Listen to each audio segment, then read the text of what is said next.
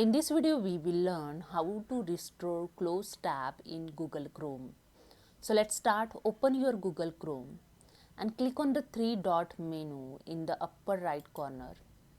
And here click on the history. In history, have a recent tabs.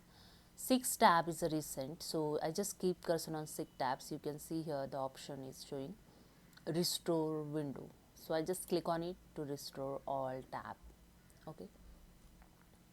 So I just close this again and I open this again, jack. Okay. And again I show you the different way how to restore all closed tab. Just right click here anywhere and you can see here option reopen close tab. Just click on it, all tab will reopen again. Okay.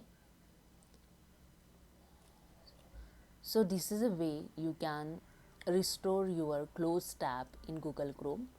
You can use the shortcut key also Ctrl plus Shift plus T to restore all closed tab in Google Chrome.